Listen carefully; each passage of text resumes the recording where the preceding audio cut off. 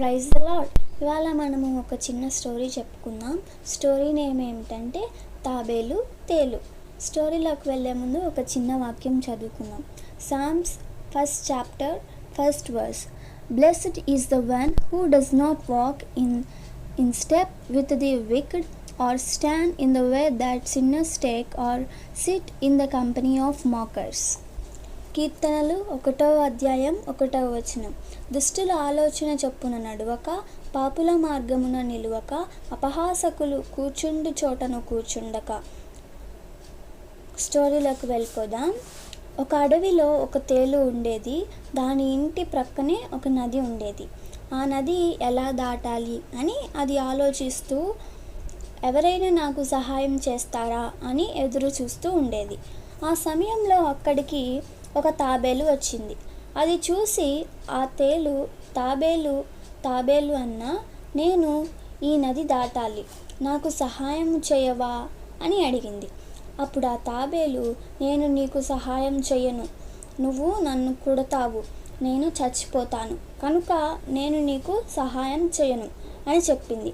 ఆ తేలు తాబేలుతో, నేను నిన్నెందుకు కొడతాను, నువ్వు నీళ్ళల్లో వెళ్తున్నప్పుడు నేను నిన్ను కుడితే నువ్వు చచ్చిపోతావు, నేను కూడా నీళ్ళల్లో మునిగి చచ్చిపోతాను అని చెప్పింది. అప్పుడు ఆ తాబేలు, అవునవును బాగానే చెప్పావు అని చెప్పి, సరే నా మీద ఎక్కు, మనం వెళ్దాము అని చెప్పింది. ఆ తేలు తాబేలు మీద ఎక్కింది.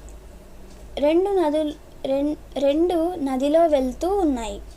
అప్పుడు అవి నది మధ్యలోకి వెళ్ళిన తరువాత తేలు ఆ తాబేలును కుట్టింది. తేలు తాబేలును కుట్టిన తరువాత ఆ తాబేలు, నువ్వు నన్ను కుట్టనని చెప్పావు కదా అని అడిగింది.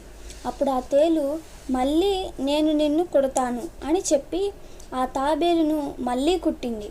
మళ్ళీ తాబేలుతో, నా గుణాన్ని ఎవ్వరూ మార్చలేరు అని చెప్పింది. తాబేలు తేలు రెండు నీళ్ళలో మునిగి చనిపోయాయి. చూసారా, ఎంతైనా తేలు నేను కుట్టను అని చెప్పి కూడా కుట్టింది, ఎందుకంటే దాని గుణం అలాంటిది. పాపం ఆ తాబేలు తేలుతో ఉండడం వలన అది కూడా చనిపోయింది. మనం కూడా చెడ్డవారితో ఉండకూడదు. వారితో కలిసి ఉన్నట్లయితే మనకు కూడా ఇదే విధంగా జరుగుతుంది. మీ స్నేహితులు ఎవరు అని ఆలోచించి సరైన మార్గమును నిర్ణయించుకోవాలి. ప్రేయర్ చేసుకుందాం.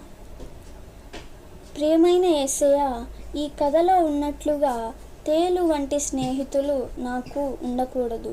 అటువంటి వారితో నేను ఉండకుండా నిన్ను ప్రేమించే నిజమైన స్నేహితులతో నేను స్నేహం చేయుటకు నాకు సహాయం చేయము.